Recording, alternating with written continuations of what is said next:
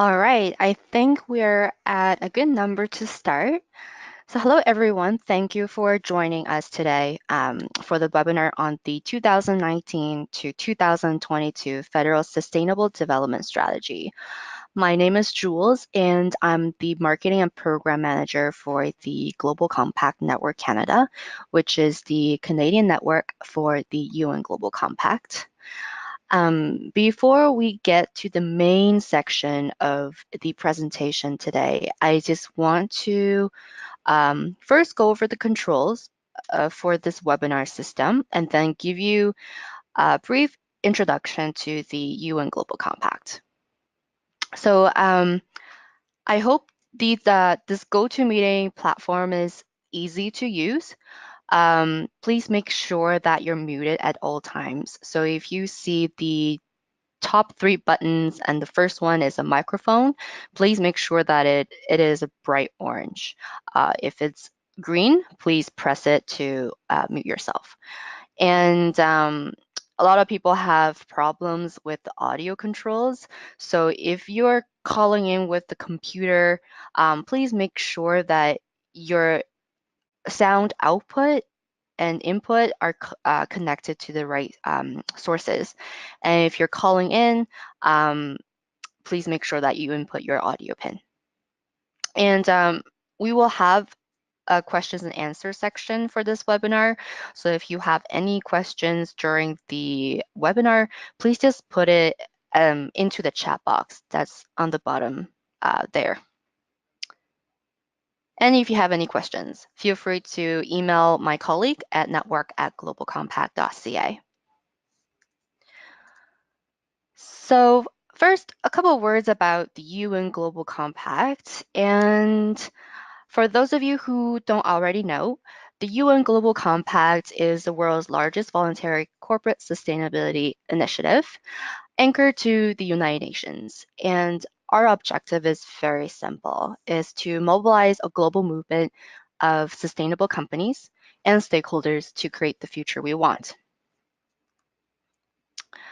And how do we do that? We help companies become more sustainable by asking them to take a principles-based approach to business by embedding the 10 principles of the UN Global Compact into their strategies and core operations. And as you can see on the screen there, our 10 principles are broken down into 4 pillars: human rights, labor, environment, and anti-corruption. So this is where the UN Global Compact is today. And I have to admit, this slide is a little bit outdated. So I think our numbers have increased since this slide was made. But we're really proud to be in over 164 countries and 9,500 companies strong. And in Canada, these are our Canadian signatories and participants. And we're very thankful for a handful of them who decided to support the Canadian network with our programs and activities, which includes this webinar.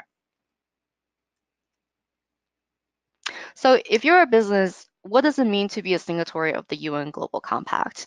It means that you can show your stakeholders that your company is acting responsibly and committing at the CEO level to the advancement of the Sustainable Development Goals. You will also have the opportunity to report annually through a communication on progress on your efforts and impact, as well as define global and local opportunities to further your team's sustainability capacity and reach. And just to go over some of the opportunities that we offer at the Canadian network, which includes the awarding programs such as SDG Pioneer, SDG Leadership Awards. Also, we offer the UN Global Compact Academy. Currently, I think we have around 15 different programs to help our Canadian signatories better connect with their sustainability stakeholders and to improve their sustainability practices. And if you'd like to know more about our programs and projects, please feel free to go on our website and subscribe to our mailing list. And I think you're all part of our mailing list if you have received notification of this webinar. But in case you got an invite from a colleague or friend, please feel free to go on our website. And now, without further ado, I would like to welcome Gail to present the main topic for today, which is the Canada's draft federal sustainable development strategy for the next 3 years. And I think, Danielle, I'm gonna unmute you now and make you the presenter.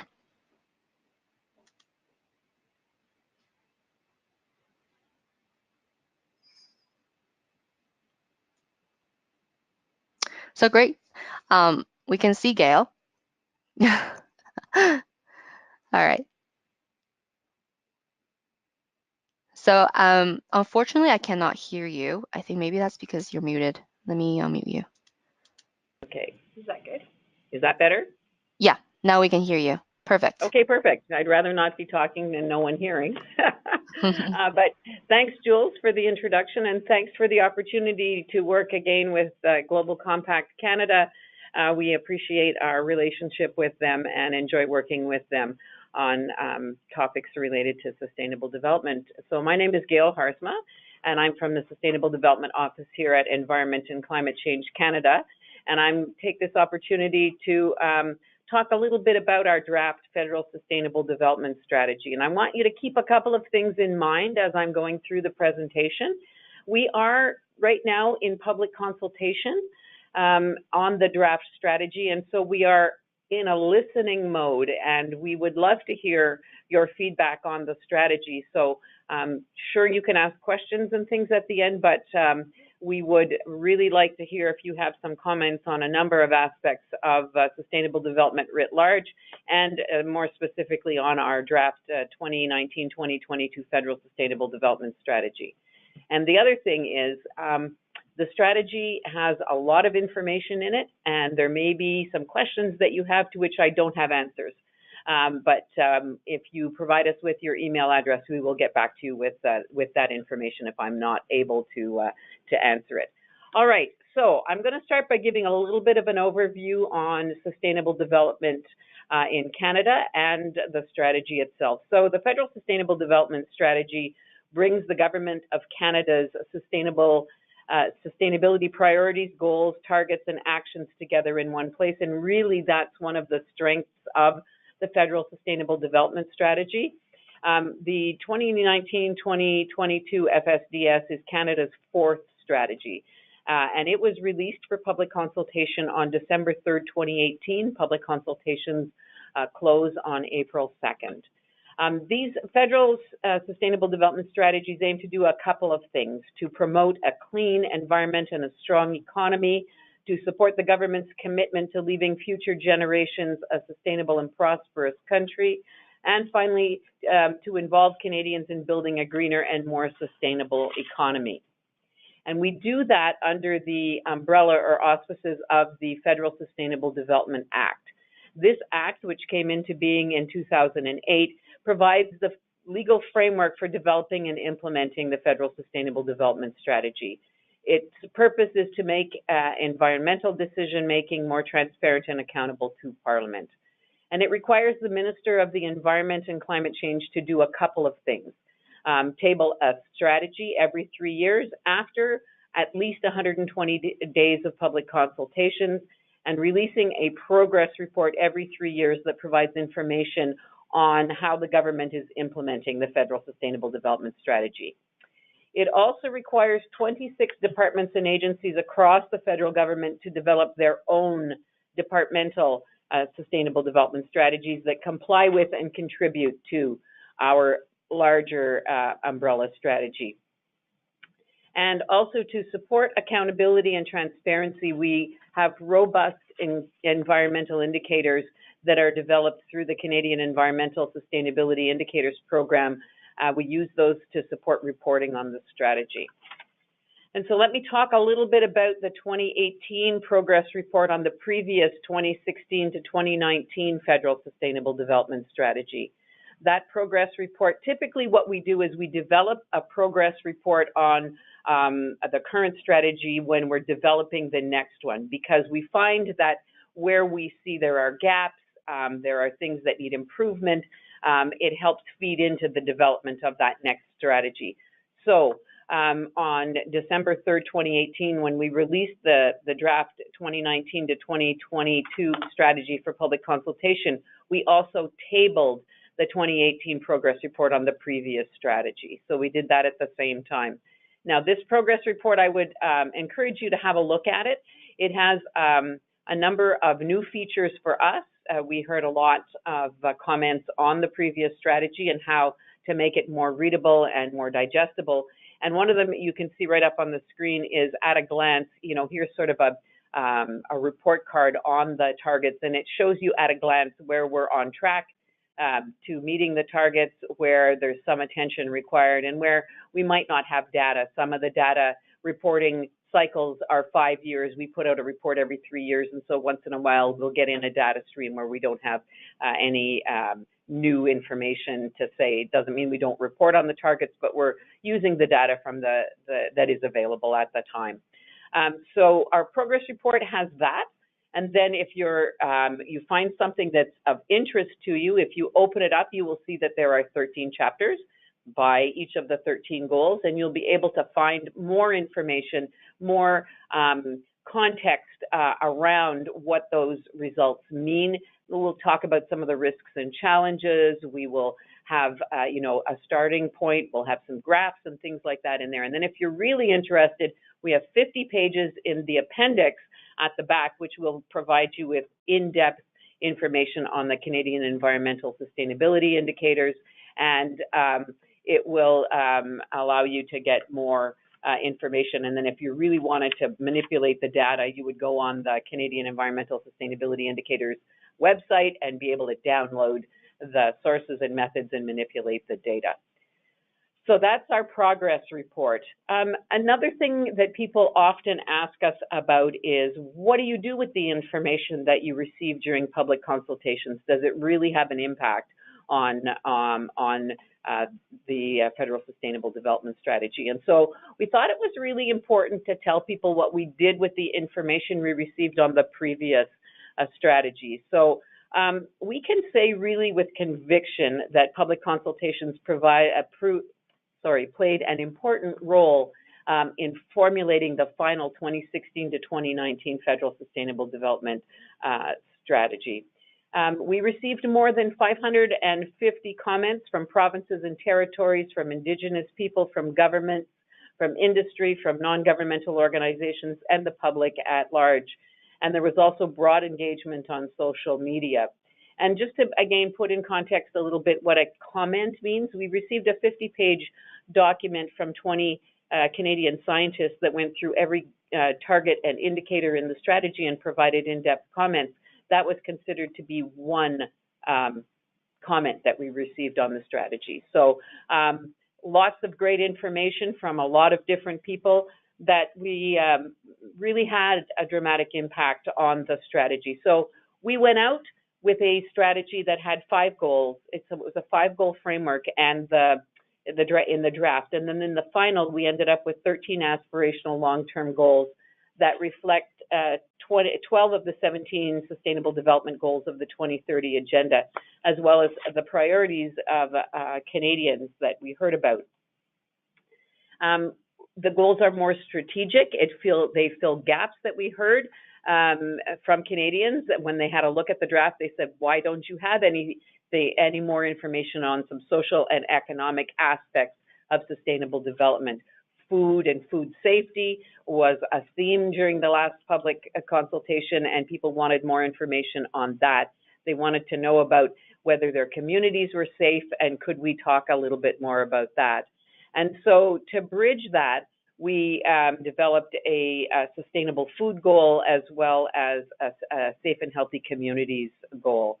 And We also learned, and I'm sure this will not be a surprise to you, we learned that people don't think about things the way we might think about them here. So, we don't think necessarily about safe food, but we do think about soil quality and how important it is to have good soil quality so that the food that is produced is safe. So we thought we better turn our thinking around and think about the way people are expecting to hear information and how it should be presented. And so we did a lot of work between the draft and the final. We also heard from people that they wanted the federal government to demonstrate some leadership in sustainable development. And so if you look in this draft strategy, but it also was in the final of the 2016-19 strategy, our greenhouse gas emissions target for greening our own operations is 40%. By 2025, and that's 10% higher than the national target. And so we did take those comments to heart and said, okay, what can we do to demonstrate leadership? We also heard from people who said, listen, you have some targets that are national targets. While this is a federal strategy, you do have some national targets, and we know as the federal government, you can't achieve those targets alone. And so could you tell us what some other people are doing to contribute to those kinds of targets? And so between the draft and the final, we added information on the importance of what partners are doing. And so we had partners taking action included in that, and we've built on that for the draft strategy that's gone out. And we also heard from people, and they said, we need to know what we as individuals can do to support sustainable development in Canada. And maybe, you just tell us stuff that we know that makes sense, but remind us again and again that there are things that we can do and should be doing to support sustainable development in Canada. So we added the take action boxes at the end of chapters in the strategy. And so that brings us to our draft 2019-2022 Federal Sustainable Development Strategy that's currently out, as I said, for public consultation.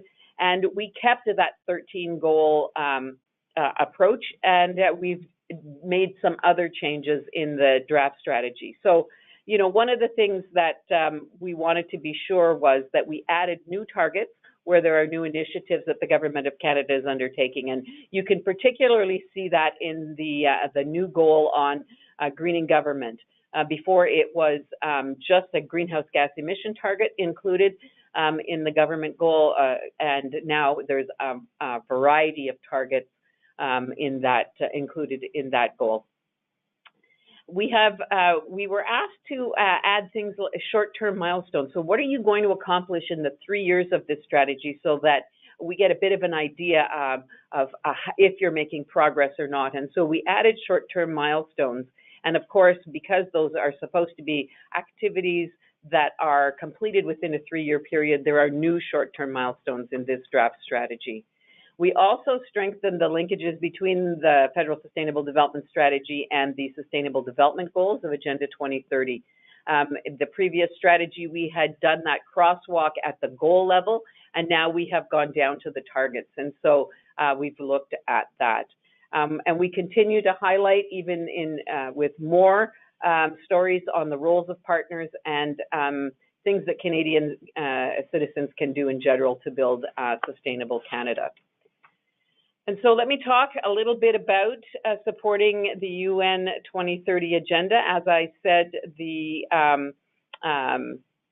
2016 to 19 FSDS started by looking at how our federal strategy supports the SDGs, and we align with 12 of the environmentally focused SDGs. For example, in our strategy, we have clean drinking water goal, and it supports SDG 6, clean water and sanitation. Our clean energy goal supports SDG 7, renewable energy. Our healthy coasts and oceans goal supports SDG 14, life below water. And then, as I said, we had in this strategy, we've gone beyond just the goal level, and we've looked at some of the targets. So I'll give you a couple of examples where we've made those links between our targets in the Federal Sustainable Development Strategy and the SDG targets. So our target to conserve 10% of coastal and marine areas by 2020 corresponds to SDG target 14.5. By 2020, conserve at least 10% of coastal and marine areas, consistent with national and international law and based on the best available scientific information. And our target to achieve 600 petajoules of total annual energy savings by 2030 corresponds to SDG target 7.3. And our own government's target to reduce emissions from our government operations by 40% by 2030 and 80% by 2050 corresponds to two SDG targets, 12.7, promoting public procurement practices that are sustainable, and 13.2, integrate climate change measures into national policy strategies and planning. So that's just a bit of a flavor for where we cross with the SDGs. And if you look at the document in the appendix, one of the appendixes at the back, you will see that we've done that crosswalk and laid it out for you at the target level. If you look at the end of each goal, you will see where we have done the goal crosswalk. All right, so that brings us to some of the information that we would like to hear from people who are looking at our strategy. As I said, we are in a listening mode at the moment, and sustainable development seems to be an evolving concept, and so we are always interested in hearing what the current definition of the day is. You know, we've heard from people that it's no longer 3 pillars, it's 4 pillars. Some people add culture as a pillar on its own. And so we're interested in hearing from people what your definition of sustainable development is. And also, you know, if you've got a vision or a view of what a sustainable Canada would look like, it would be interesting to hear what that is and how does our strategy reflect that or not reflect it. And then are there areas, specific areas that in the strategy that we should be emphasizing over the next 3 years? We were at a meeting earlier this week where someone asked that question, what are the priority areas? And so certainly we heard in the last public consultation, everyone who looks at a particular area, theirs is a priority. So it's interesting to hear from people, what do you think we should be prioritizing over the next 3 years with the Federal Sustainable Development Strategy? And finally, you know, what are some of the things you as individuals or organizations are doing to build a more sustainable Canada? People are always inspired by what other people are doing, and so our ability to be able to highlight some of those things in our strategy and on our engagement site, we think is very helpful to people. So those are some of the things that we would like to hear from you about. I'm sure you have questions, but if you can keep that in the back of your mind while we do a little bit of a demonstration of our strategy, our electronic strategy, then maybe at the end we can hear some comments from you as well. So Danielle's going to take us through a little demonstration of the electronic strategy. You'll see on the slides, if you're looking at them, that there's a landing page, but she's going to go there. So when you arrive on our strategy, you get to the landing page. And the reason we wanted to demo is that it's a bit of a different site for a policy document like this, because you can sift and sort the information depending on your interests. And this came out of the consultation on the 2013-2016 strategy. People said, you have a big brick, a lot of information. I don't know where to start. And so it's really hard for me to comment because I just don't know where to start. And is there a way you can make it more accessible? And so for the 2016-19 strategy, we developed this sift and sort kind of approach. We've built on it and refined it and made it more sophisticated over the last 3 years. But what we did hear from people was that they appreciated the ability to go in, to find a topic of interest to them, sort it by whatever their particular area of interest was, land on a page, and then be able to give us information. And so some of the comments we got were very specific to very specific areas, which was very helpful for us. So, okay, Danielle, you're going to take us through a bit of a tour. So from the homepage here, if you scroll down, you can see our 13 aspirational goals, everything from effective action on climate change to safe and healthy communities. Today, I'm going to demo the modern and resilient infrastructure goal. So here you can see that if you click for more information, you can find out why this goal is important, Canada and the world, the global perspective, all the way to Canada's starting point. So where did we start from? And then you can click for less, and then here you can see all our targets, short-term milestones, key priorities, contributing actions, and the take action tips. And you can click for more information on all of these. Then on the left-hand side is where you can really filter the information you see. So you can filter by partner, sector, department, by the 2030 Agenda Sustainable Development Goals, by action type, or by region. So here I'm going to choose sector. I'm going to filter this by the transportation sector. And as you can see, there's less information, just the information that relates to transportation. So then in the top right corner, you have the submit a comment button.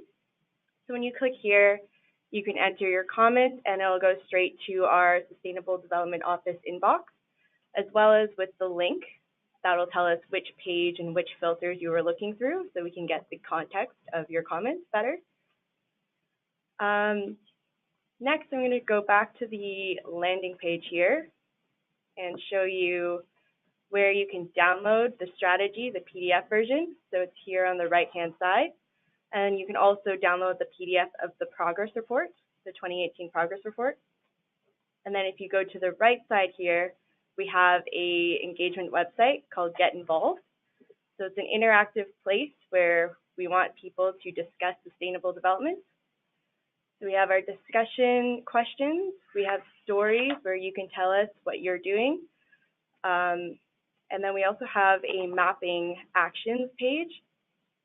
So here you can learn about sustainable development action from coast to coast and place your own pin to show what you're doing for Greener Canada. So there's our map. And with that, I'll return to the presentation. All right, so that just gives you a bit of an idea how our e-strategy works. Again, if you want to zero in on issues that are of particular interest to you and just comment on them, we would love to hear from you. And hopefully you'll take the opportunity to go and have a look at our website and see what's in the strategy.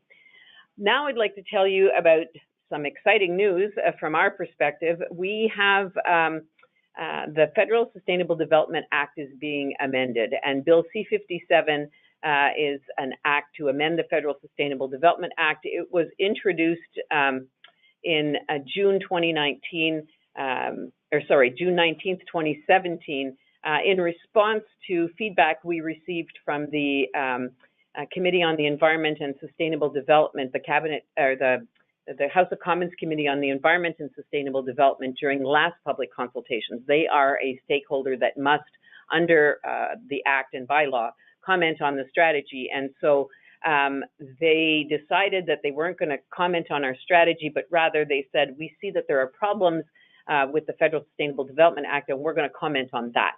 So our comment on the strategy is going to be a comment on the Act. And they came to us with 13 recommendations, which resulted in our minister returning a year later with Bill C-57, an act to amend the Federal Sustainable Development Act. That act has been making its way through the parliamentary and legislative process, and on February 28th, last week, it received royal assent in the Senate. And so there still is a coming into force aspect to it, but it has received royal assent, and then it will come into force at a later date. So this new or amended act will in the future shift the focus from environmental decision-making to sustainable development decision-making. It also will enable more of a whole-of-government approach to sustainable development by significantly increasing the number of federal departments required to contribute to the strategy. Right now, 26 must contribute. We have 42 that participate in the current strategy, and those 16 others do it on a voluntary basis. But under this amended act, when it comes into force, it will require about 95 departments to contribute to the federal sustainable development strategy. So as I said, one of the major strengths of this strategy is that it brings information and organizations together in one place to talk about the various different aspects of sustainable development under the goals. And so it allows people to rather than going to 42 departmental websites or 95 in the future, it will have all of that together in one place. So it increases that collaboration and coordination across government and breaks down silos. And it increases transparency because it will require departments to report and agencies to report annually to parliamentarians on the results of their own departmental sustainable development strategies. And so those are some of the changes. We have a link at the end of our presentation if you want to go see what the what Bill C-57 more specifically has, and there's a few other things that are in it as well. You know, feel free to go have a look. But we're pretty excited that last week it received royal assent. So we are very active on social media. We would love to have you retweet us. We'd love to have you like us on Facebook and LinkedIn and on Instagram. We have what we call a share campaign out there, and our hashtag is hashtag SUSDev. So if you're interested in supporting us, we'd love to hear from you. So our share campaign is share our posts with your followers, help us improve our strategy by providing your feedback, act in your own home and community to contribute to a more sustainable Canada, report back on what you're doing, and evaluate how the government is doing, as well as what the results are of your own sustainable development action. So that's kind of our strategy in brief, and I just wanted to put the discussion questions back up to remind you the kinds of information that we'd love to hear from you on. And so, Jules, that's the end of my presentation. I'll open it up for questions and hopefully comments as well. But back over to you to moderate. Thank you, Gail. That was very informative. Thank you so much. And I think we can open up the floor to the attendees. If you have any questions, feel free to unmute yourself, and then you can speak into the microphone, or you can send the question through chat box. We have quite a bit of time, so don't be shy. Please do share your thoughts with us. Oh, we have one question. This is a question that we get a lot. It reads, does anyone know if a recording meeting note will be available? Yes, a recording of this will be available along with the presentation slides.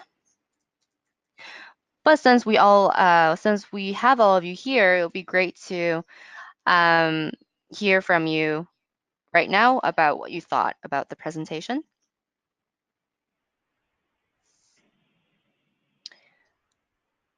Okay, so we have one question here. Gail, I hope you're ready. I'm ready. All right, so it reads, will CLC be required to develop a strategy? They have lots of assets that they're developing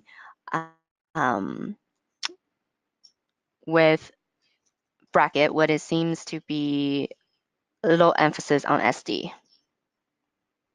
Do you need I'm sorry, what's CLC? Yeah, that's what I was wondering as well. Can Steve, I think maybe it will be better for you to unmute yourself and ask the question directly.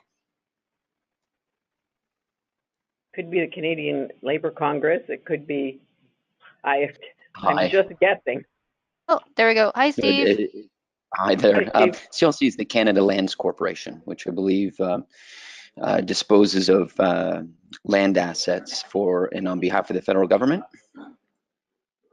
So I'm just wondering where they fit in this, because I believe if PSPC, for example, has assets that they're looking to dispose of. They seem to end up in CLC's hands, and then not too sure whether they have a mandate, or they don't seem to have much of a mandate to develop those lands with the private sector, with much emphasis on sustainable development. So just wondered if you could comment on that. I don't know. This is not a question I can answer, but Steve, we can find out. It's so very specific. I'm not sure what their mandate might be. I can tell you that under the amended Federal Sustainable Development Act, the 95 departments that will be in there, if you're interested in seeing who they are in Schedule 1 and 1.1 and 1.1, 1.1 and 2 of the Financial Administration Act. So that lists all of the departments that will be included in the strategy. So if CLC, you find out who they report through, which department, then you will know whether they will be included or are included in the Federal Sustainable Development Strategy. And I got some people here that are gonna look and see if they can see where they report through, and then maybe I'll have a bit more of an answer for you in a few minutes. Any other questions? Any other comments on the strategy? Well, I do see lots of questions regarding the SDGs. So this is one. Okay. Which SDGs are not part of the strategy, and what are the reasons for leaving them out? And are these addressed elsewhere?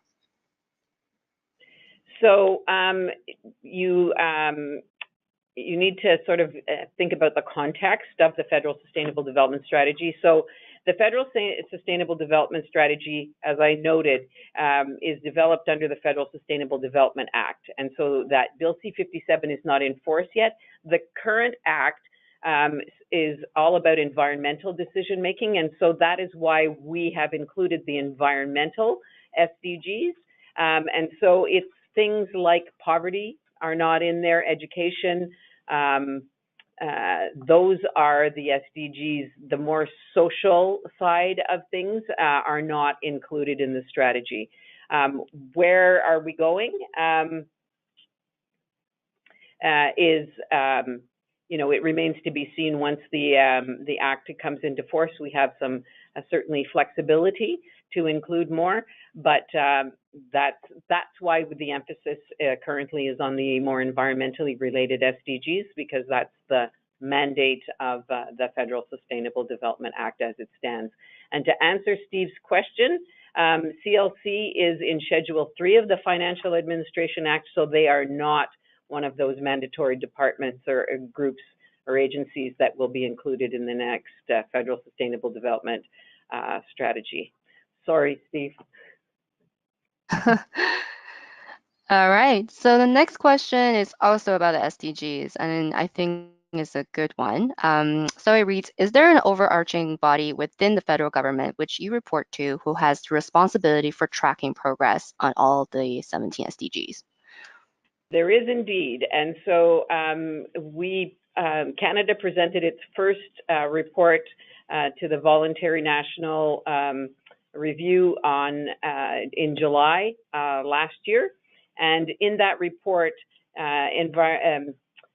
ESDC,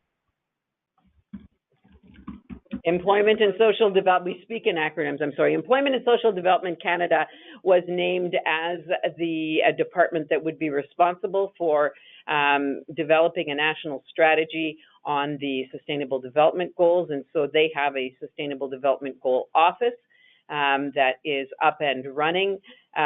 They are currently looking at launching some public consultation on and engagement on the national strategy with the view of having something, I believe, over the summer coming out. So yes, and we work closely with them. We are one of the contributing departments, of course, to the national strategy.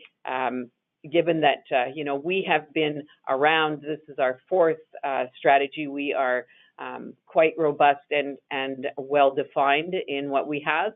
And again, our strategy is a federal strategy, so we'll give the federal view on the SDGs that we currently highlight in the strategy, and we'll be providing that support to the SDG office over at Employment and Social Development Canada. So absolutely work hand in hand with them. If we don't email every day or every other day, we're on the phone. So we work very closely together. That's great. Thank you so much for sharing. And I have a lot of questions online, but I would like to call up on Amita to share a comment. Yes, comments are good. Yeah, there you go, Amita. You can unmute yourself. Okay, yep. Can you hear me, Jules? Great. Yes. Okay. Hi, Danielle. This is Amita Sandhu. I'm Manager of Sustainability and Government Relations at BASF Canada. We're calling in, a couple of team members are with me, and we're calling in from Mississauga. Just wanted to thank you for your presentation. That was very informative. On the draft strategy, one of the sections that I thought was very interesting was on the clean tech targets. BASF Canada, and I'm sure we're not the only large corporate doing this, but through our venture capital arm, we do look at clean tech startups closely. We're always trying to find ways to support anything that contributes to kind of low carbon growth. And one of the things we've noticed is that Canadians were great at developing clean tech, but, and I think I can say this with without any judgment, we're not that great at getting it to market. A lot of clean techs are flailing when it comes to navigating the path to commercialization. Clean tech by virtue of just the technology, it's highly CapEx intensive.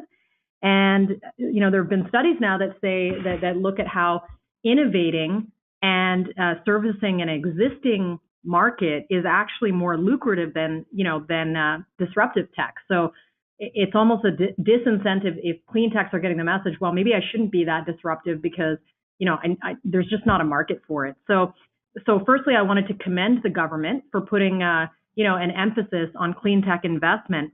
But I wanted to get your thoughts, and I don't want to put you on the spot here, but perhaps encourage, ECCC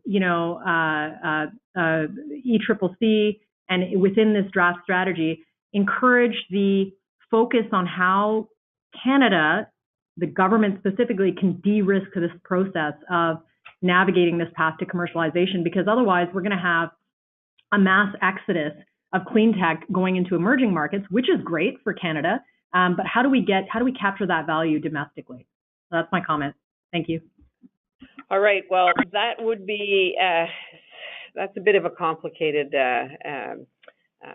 situation, but I would ask you, what do you think the government of Canada should be doing to de-risk clean tech? Like, what would you expect? Sure. Is this a conversation? I just don't want to dominate because I'm sure there's other questions. Well, let's just take the conversation for a couple of minutes, because it would be great to hear some suggestions. I mean, I have heard from other people that the government should take some of the risk on some of the clean tech technologies themselves in their government operations, and see how they fly, so that then there's a test market out there. But absolutely. Do you have any other suggestions? Sure. I think that's actually a great one, because the de-risking is also creating some kind of fail-safe environment for clean tech, so that we're not putting pressure on clean tech to get it right straight out of the gates. A huge part of any kind of disruptive technology is allowing enough time for testing and trialing. So I think that's a great suggestion.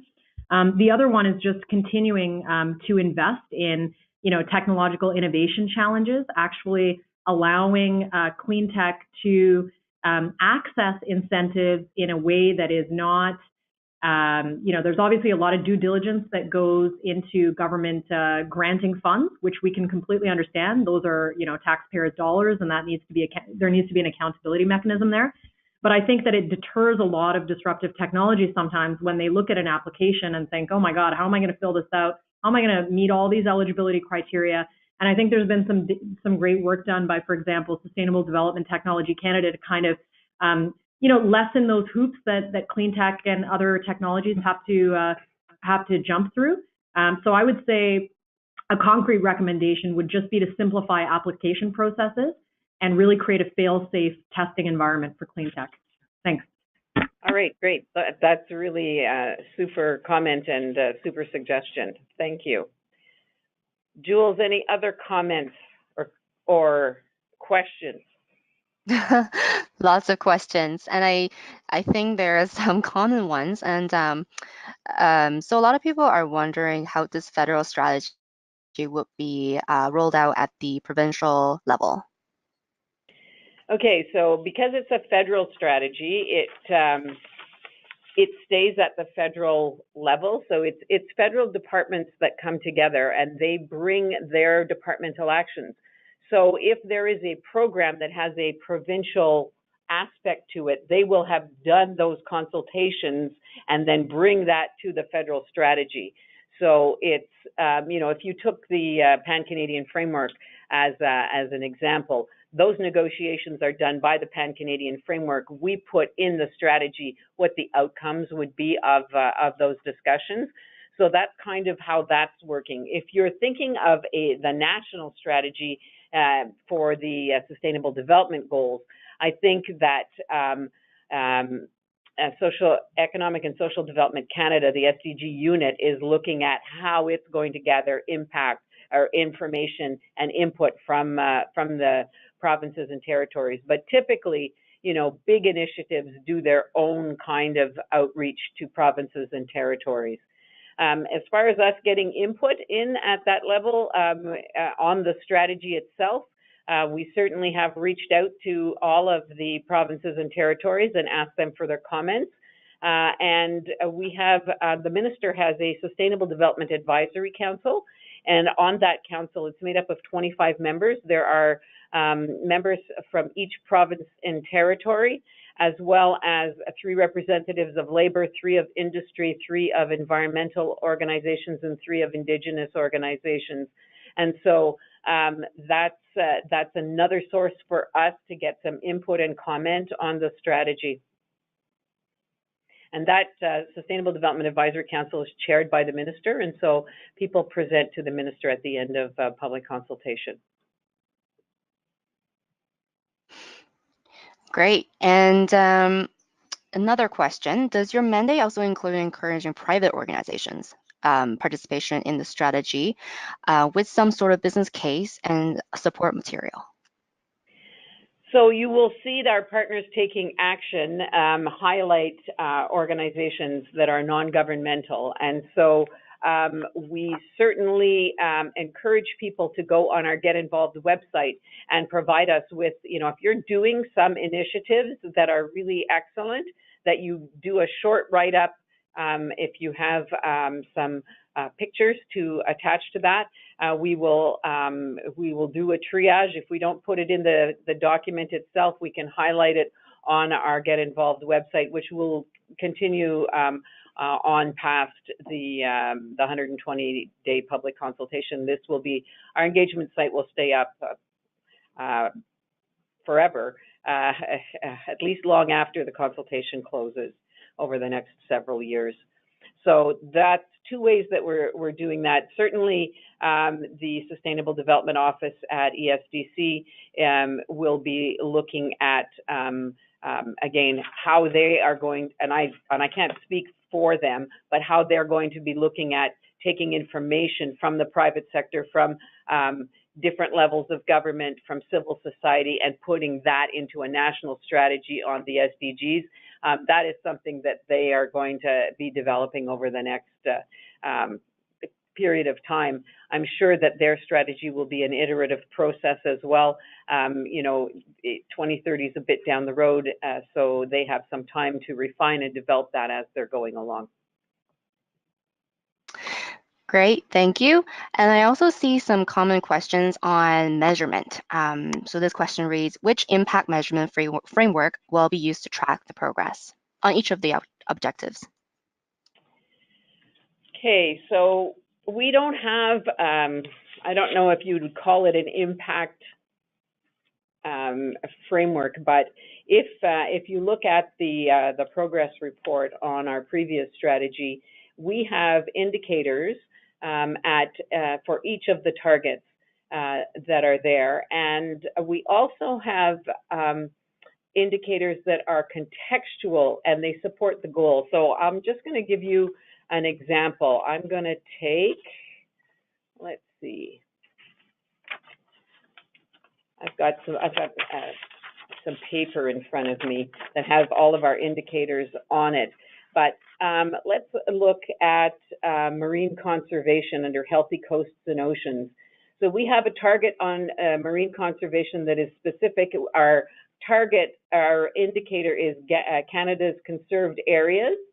And then we have a bunch of complementary indicators on shellfish harvest quality, on the extent of eelgrass habitat, which was as a result of consultation on the previous strategy with a bunch of indicator specialists from across the country, status of major fish stocks, marine pollution spills, and monitoring disposal at sea.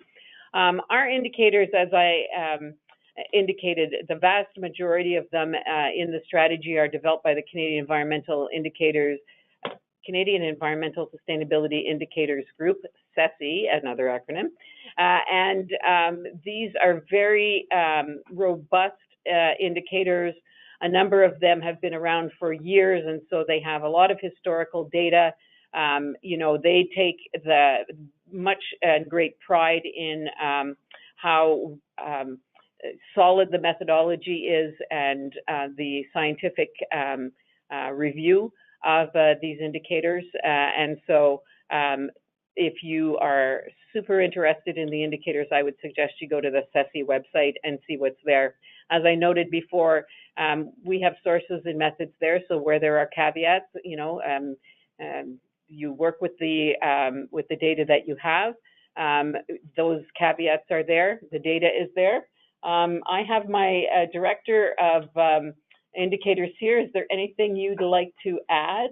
Yes, maybe the only thing I would like to add is that if people are very interested in the indicators work, and if they would like to comment on or propose additional indicators that we may consider using for tracking our progress, we have a webinar dedicated to indicators on March 22nd. That's right. Yeah, so on March 22nd, we are going to have an entire webinar devoted to that very topic of indicators and measurement. So whoever asks that question, and if there are several people, if you want to send your email addresses, we'll be sure to send you an invitation to that. And Natalie's going to be making that presentation. So we're hoping to have a great discussion on what kind of indicators could and should be used, and you know what kind of data is available. As I said, the last public consultation that we did, the idea of developing an eelgrass indicator came up, and so we have been working on it for 3 years, and it's now we had some information in our progress report on that. So this is always very helpful and great conversation. Great, and another one, Jules. yes, and I was just going to mention, if you don't know Gail's email address, you can send it to network@globalcompact.ca, and we can simply forward that over. So now I want to ask. Sorry, and if you look under the government directory, there's only one Haarsma there, and it's me. And it's HAARSMA, so that's just me. All right. I hope all of you got that. Okay, so now a specific question on fossil fuel and another one on housing. So the one on fossil fuel says, what is the situation with fossil fuel phase out in Canada, and how effective is the fossil fuel subsidy reform? Do you think the current reform process is sustainable? Okay, sorry, I didn't understand. It was fossil fuel phase out? Yeah, and Juliet asked that question, and Juliet, if you're available, you can elaborate on that question a little bit more. Okay, so while we're waiting for Juliet, I'm going to ask the second question on housing. So this is asked by Roger and said that given a roughly 100,000 new units of housing per year, how are the 3 pillars of sustainability being assured for new housing, which includes social sustainability of private housing? Okay, well, I guess my question would be, if you look at the Federal Sustainable Development Strategy, you will see that there is not a lot on housing in it.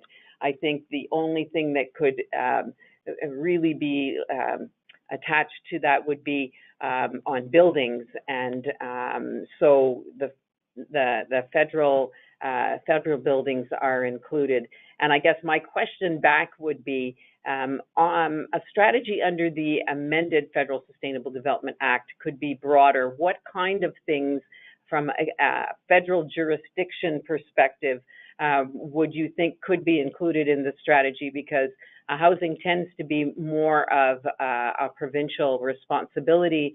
There's the National Building Code for sure, but is there anything beyond the National Building Code? Because I believe that Natural Resources Canada has included that in the strategy, and are you suggesting that there should be more SD aspects in the National Building Code, and it should be looked at? It's such a broad comment or question. It's a little bit hard. So if you're on the line and you wanted to elaborate on that, I wouldn't mind either. Great. And I'm just looking through the questions. And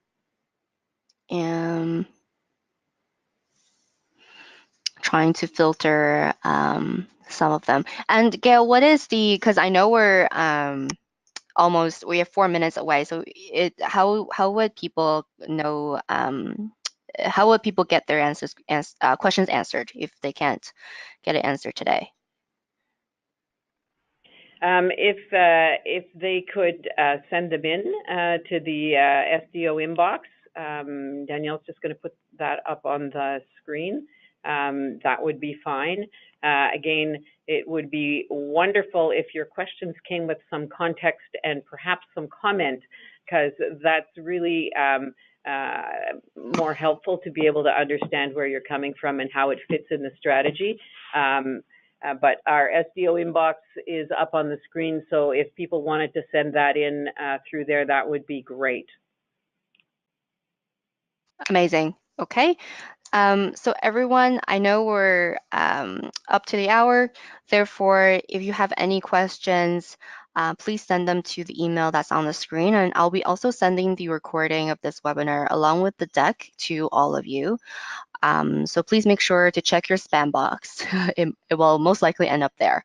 And before we go, I would just really like to thank Gail and also Danielle for hosting this webinar, giving all of you these great insights on what the government is planning to do. So therefore, if you have any comments, please do share. I think we're stronger together, and if we could hear all your thoughts and comments, we could make the strategy even better. Let me have one last word, Jules. Sure. I would implore people to please visit our Federal Sustainable Development Strategy 2019 to 2022 online or PDF form. Submit a comment. Send it in. Tell us how we should improve it. What are we missing? What kinds of things did you expect to see in the strategy and they're not there? Are there areas that we should be emphasizing? We really would like to hear from you. You have until April 2nd, but I would implore you to comment early and comment often. You know, go to a section that you're interested in and come back and look at another section. But we really would like to hear from you. So thank you again, Jules, for the opportunity and for hosting this. We're greatly appreciated. Thank you, Gail. Have a great day, and have a great day, everyone. Bye. Bye.